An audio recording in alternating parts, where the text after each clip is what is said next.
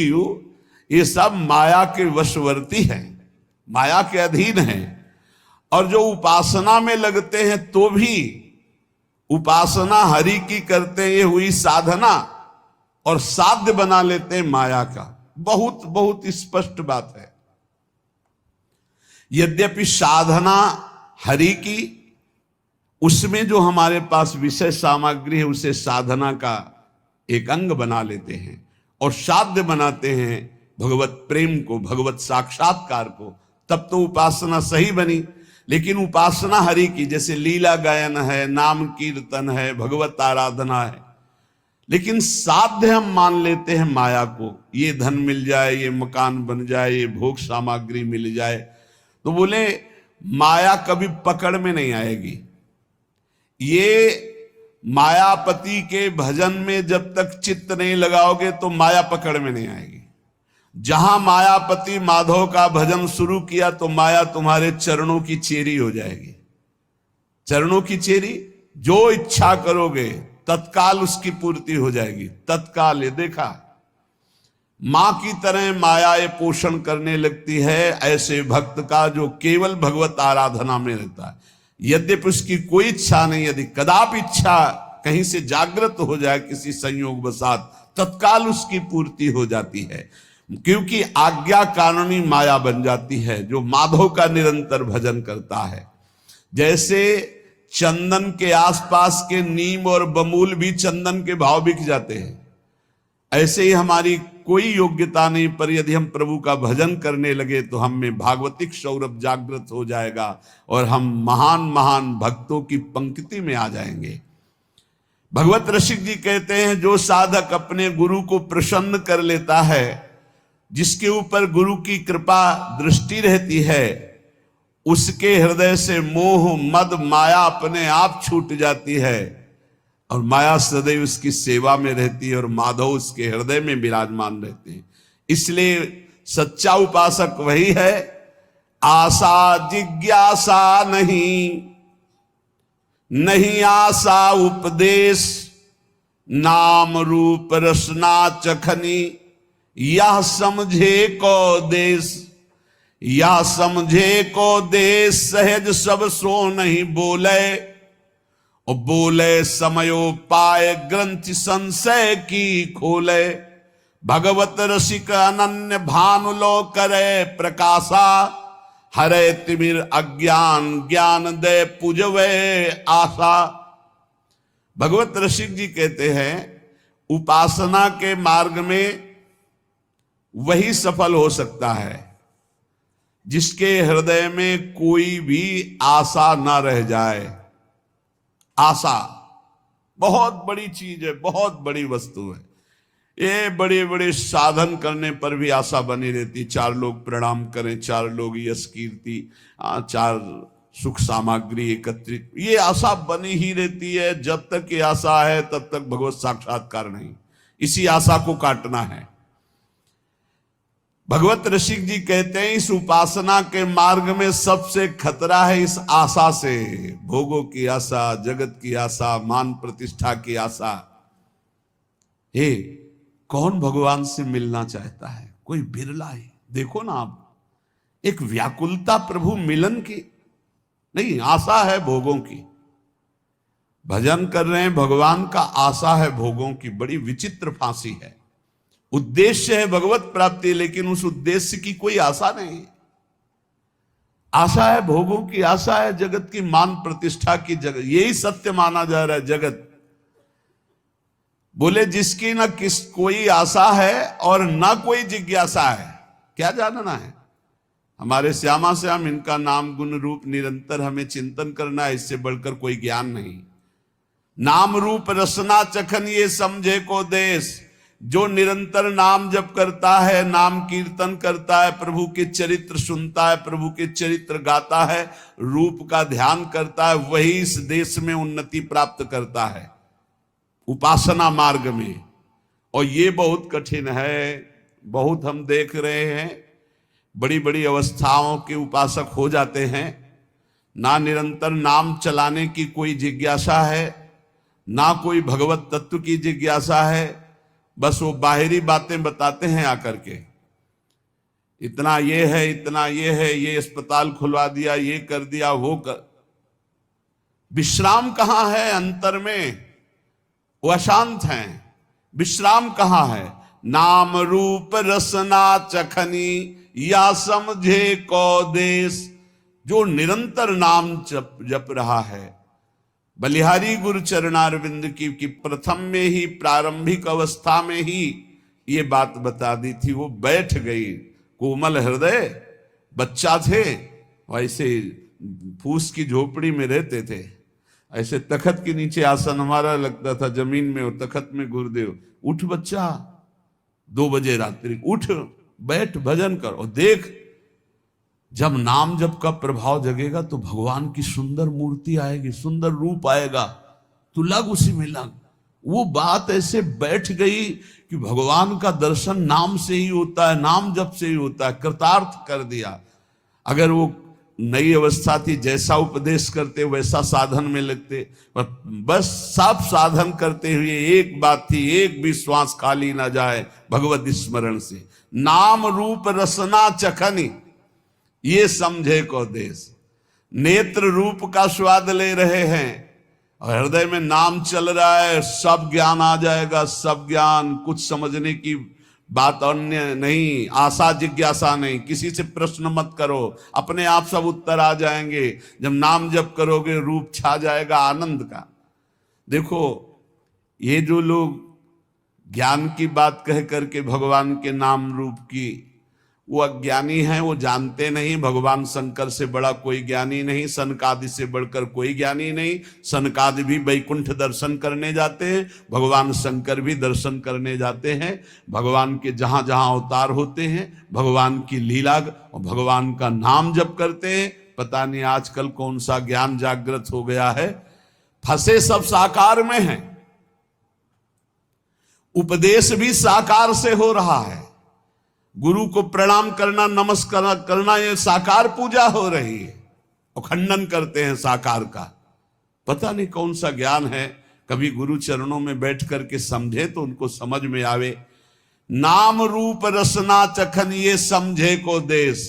इस देश में वही सच्ची समझ जान सकता है जो हर समय नाम जप करता है, रूप का ध्यान करता है।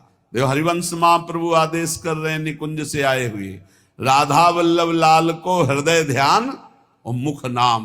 परम सिद्ध बात है, ज्यादा शास्त्र स्वाध्याय करके बुद्धि को दौड़ाने की जरूरत नहीं। एक दोहा में पूरे शास्त्रों का सार वर्णन कर दिया।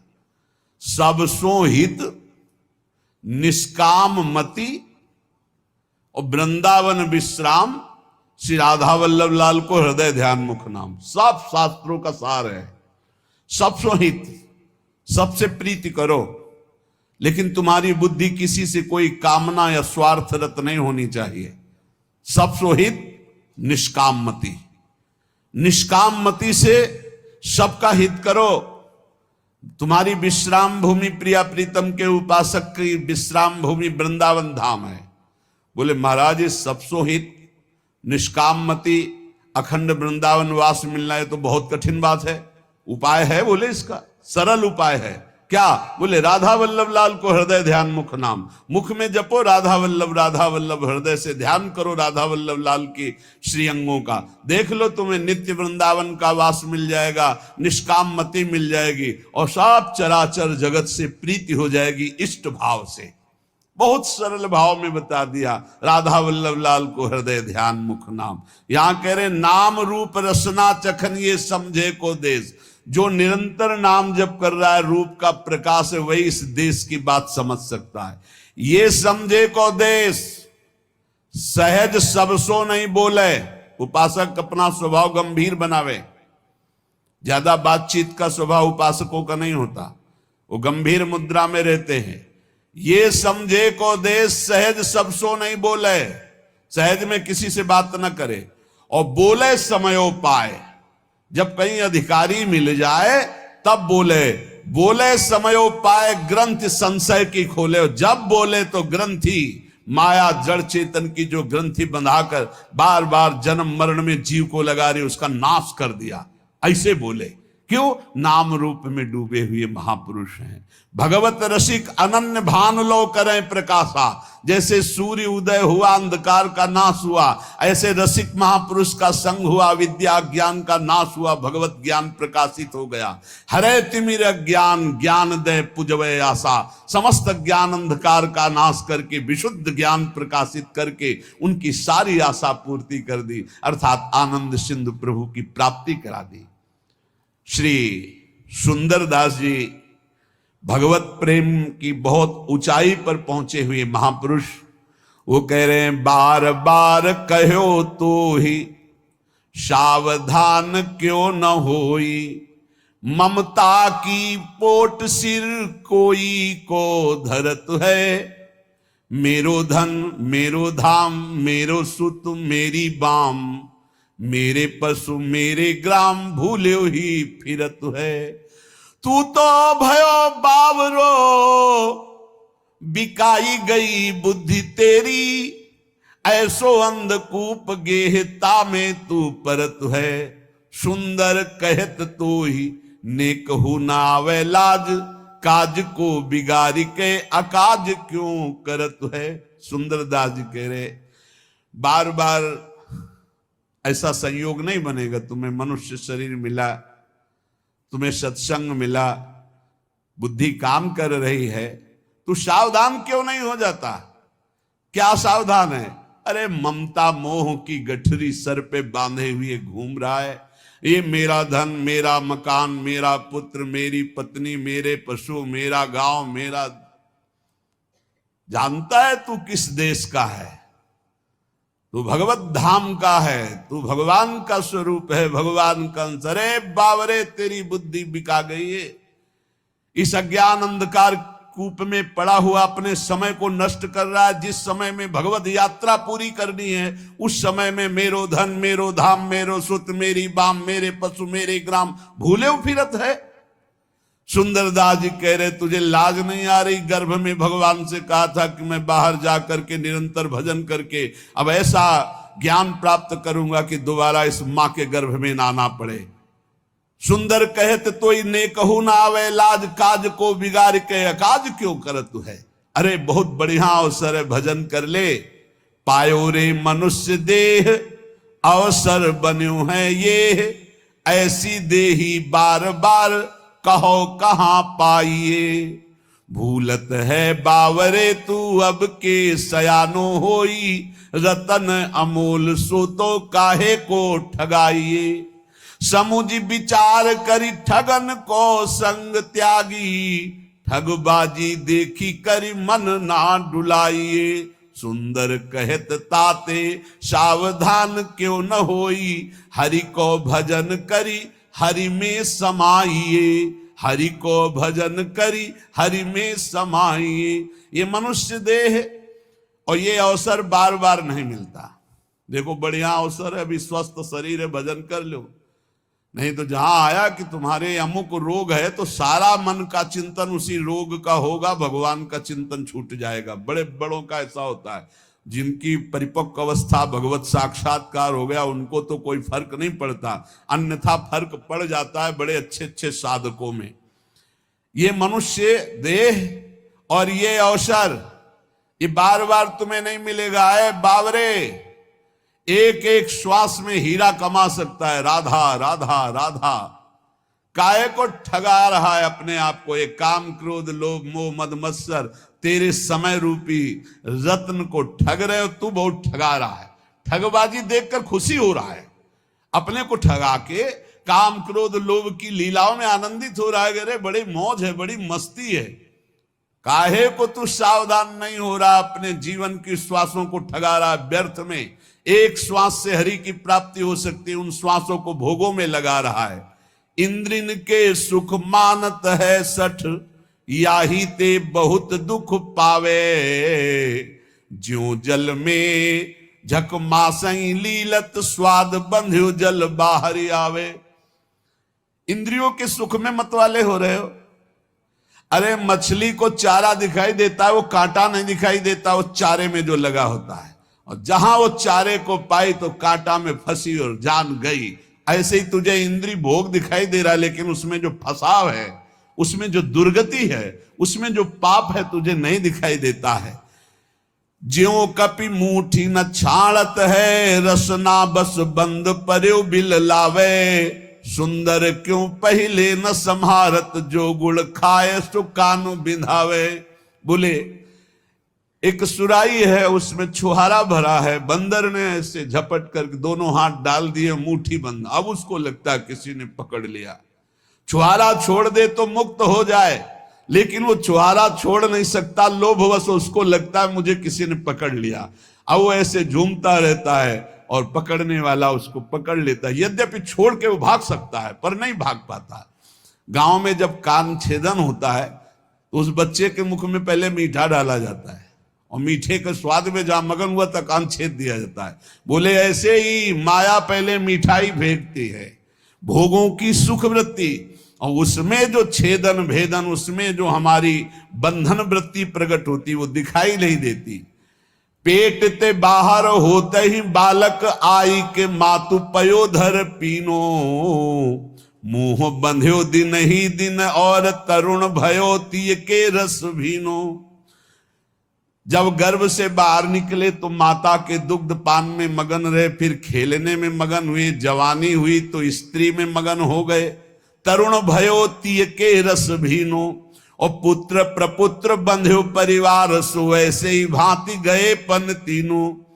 एक भगत जी बहुत सत्संग करते थे, सब कार्य हो गए, बोले बस एक बिटिया रह गई है, इसका ब्याह कर ले, मतलब अखंड वृंदावन वास और खूब भजन करेंगे। महाराज बस कुछ दिनों की बात है, बिटिया का ब्याह हो गया, बिटिया के लड़का का ब्याह हो गया। अब आए थे तो ऐसे हो गए थे कि बस अब कब उस सैया पर शयन कर जाएं भगवान। फिर भी लड़का का लड़का गोद में लिए उसको, दुल्हा कहा अभी आए थे बीच, बस अब जब आदेश करो तब आ जाएंगे। और हर बार जब मिलते कहते हैं आदेश करो, 2-4 साल के लिए डुबकी मार के फिर नाती पनाती। जब वो छोटा सा बालक गोद में बैठ के बोलता है ना बाबा, तो लगता है कि वाह वाह, जिंदगी की कमाई यही है। तोतरी बोली में जब बोलता है ना वाह वाह बाबा, तो बाबा समझते हैं कह रहा वाह वाह, जिंदगी की कमाई प्राप्त कर। अब वो तोतरी बोली, और घर परिवार के जब कि अगर हम दरवाजे पे नहीं बैठेंगे ना तो सब बर्बाद कर देंगे लड़के, और मरते दम तक वहीं दरवाजे पर बैठे खखारते रहते हैं, और मर के चले जाते हैं, लौट के कुत्ता बन के फिर वहीं बैठते हैं आकर के। सच्ची मानिए, ये जीवन की ऐसी माया की फांसी है। अगर सत्संग को मान लो, चल दो, तो बच जाओगे, नहीं तो बंधते रहोगे। कह रहे जब बच्चा प्रकट हुआ तो माता के पयोधर से खेलता है दुग्ध पान करके, फिर वो खिलौनों से खेलता है, फिर जवान हुआ तो स्त्री से खेलता है, फिर पुत्र पौत्र, और फिर मर के फिर जन्म फिर मरण, यही चक्र चल रहा है। जन्म सिरानो जाई भजन विमुख सठ, काहे को भवन कूप बिन बीच मरे है। गहत अविद्या जानी सुख नलिनी, ज्यों मूड कर्म और विकर्म करे करत ना डरे है। तेरा जन्म व्यतीत होता जा रहा है, अविद्या रूपी कुआं घर में खोद दिया, उसी में मरेगा तू। ये मेरी पत्नी, मेरा पुत्र, ये मेरा मेरा मेरा। बोले ऐसी अविद्या बांधे हुई जैसे नलिनी में सुख बंध जाता है। वो जैसे पंखा घुमाते हैं ना, एक पोला होता है, ऐसे रस्सी में कई पोले डाल दिए जाते हैं, उनमें लाशा लगाकर चारा दाना रख दिया जाता है, तोता आता है ऐसे बैठता है, वो फौरन घूम जाता है वजन पड़ते ही। अब वो समझ गया कि मैं बंध गया, अब वो और जोर से पकड़ लेता है उसको। कुछ नहीं है, वो उड़ जाए, लेकिन वो उड़ता नहीं, फड़फड़ा करके पंजे से जोर से पकड़ लेता है, क्योंकि उल्टा हो जाता है। अब वो सोचता है अगर मैंने छोड़ा तो मर गया, अगर छोड़ दे तो मुक्त हो जाए। ऐसे ही पुत्र की आसक्ति, बहू की आसक्ति, कैसे तुम्हें बतावें। जिसने जीवन में भगवान कुछ से अपनापन नहीं किया, बुढ़ापे में नहीं कर सकता। बुढ़ापे में बहू याद आती है, लड़का की बहू, और बच्चे याद आते हैं, वो कैसे बोल रही थी, बस यही चिंतन चलता रहे, वो लड़का कैसे बोल रहा था। अवस्था में सारी की सारी चित्त वृत्ति घोर ममता और भोगों में फंस जाती है, घोर ममता भोगों में। एक परिवार ने कहा, अभी हमारा भी मन होता है वृंदावन आके भजन करें, आदेश है, हम तो रोज चिल्लाते रहते हैं। भाई हम तो जीवन भर एक साथ रहे हैं और आप सुनते हैं कि आप अलग अलग कर देते हो, तो हम कहा नहीं, आओ डबल बेड की व्यवस्था हम करेंगे। मरने को चले हैं, पर चिंता इस बात की है कि अगर वृंदावन गए तो ये बाबा जी जो है अलग अलग कर दे, अलग अलग नहीं जी सकते। यमराज आवे तो उनसे कहना यही बात कि अलग अलग नहीं, नरक में डबल बेड की व्यवस्था है कि नहीं। यार बहुत गजब है। आप जब मोही पुरुषों से, संसारी पुरुषों से संपर्क होता, जब उनकी बातें सुनो तो लगता है हे भगवान, इनकी स्थिति कहाँ है। श्री सुंदरदास जी कह रहे हैं, गहे तो अविद्या जान सुख नलनी जो मूड, कर्म ओ विकर्म करे करत ना डरे है। कुछ नहीं बुढ़ापा में, केवल चिंतन, ना तो एक प्रभु का चिंतन, ना मरने का कि कोई बात है कि हम मरकर कहां जाएंगे, कैसे जाएंगे। बहुत विचित्र खेल है, बहुत विचित्र खेल। अगर बुढ़िया पास में है या बुढ़ा पास में, दोनों हैं, परम पद में है, उनको कोई और परम पद नहीं चाहिए। और ये पता नहीं है कि जीवन एक क्षण में विलग होकर के कहां कहां चले जाएंगे। हम कहते हैं प्रेम करो, सब में भगवत भाव करो, लेकिन आखिरी बात को सोचो। तुम यहां से जब जाओगे तो बिल्कुल अकेले जाओगे, तुम्हारा भजन कार्य करेगा। तुम भजन करके अपनी पत्नी को भी उन्नति के मार्ग में, अपने पुत्र को भी, भजन से क्यों रहित हो, कोई साथ नहीं देने वाला। साथ गंगा में डूब जाओ तो भी साथ नहीं जाओगे, नहीं जाओगे साथ। उसका कर्म उसको ले जाएगा, आपका कर्म आपको ले जाएगा। और शरीर छोड़ने के बाद कोई लौट के नहीं देखता कि कौन हमारी बुढ़िया थी, कौन हमारा बुढ़ा था। ये सब केवल शरीर तक है।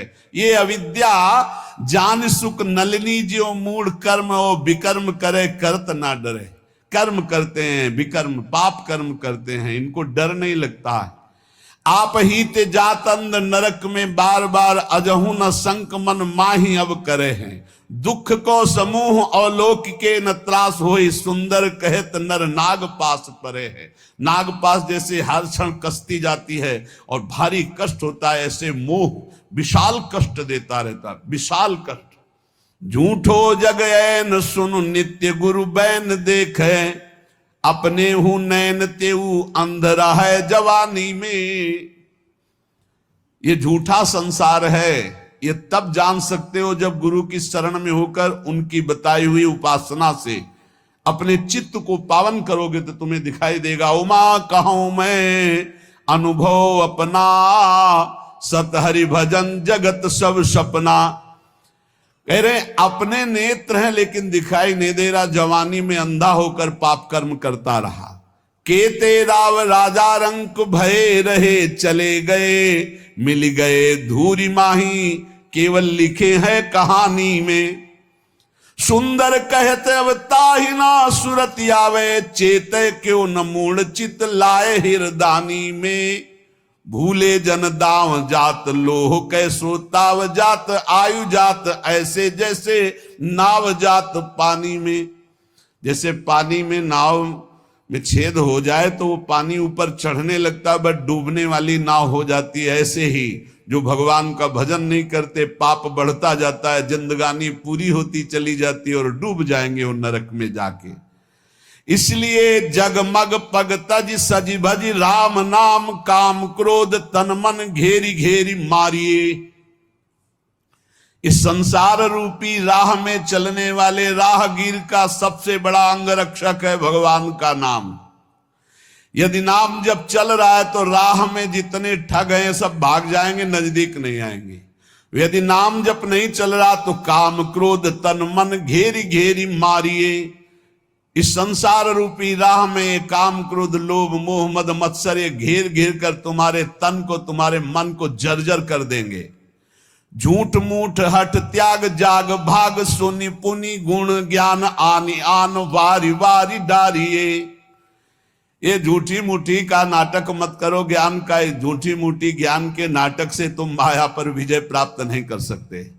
कागज की तलवार से सेना पर विजय प्राप्त नहीं की जा सकती। कागजी किताबी ज्ञान से माया पर विजय प्राप्त नहीं की जा सकती। इसलिए जो तत्वबोध करा दे वही ज्ञान, जो भगवत प्रेम करा दे वही भक्ति। नहीं तो झूठ मूठ का आडंबर बनाने से, स्वांग बनाने से माया पर विजय प्राप्त नहीं होती। गहिता ही जाहि शेष ईश शशि सुर नर, और बात हेतु तात फेरी फेरी जाइए। सुंदर दर्द खोई धोई धोई बार बार, सार संग रंग अंग हेरी हेरी धारिये। कह रहे उनको पकड़ो। भगवान शेष 2000 जिभ्या से जिनका गुणगान करते हैं, भगवान ईश शंकर भगवान जिनका गुणगान करते हैं, बड़े बड़े देवता, बड़े बड़े महाभागवत जिनका यश गान करते हैं, उन भगवान श्री हरि के चरणों का आश्रय लो। बार बार मन को संसार से हटाकर हरि में लगाओ। सब दुख दर्द हट जाएंगे, सब पाप धो जाएंगे और तुम निरंतर सुख में डूब जाओगे।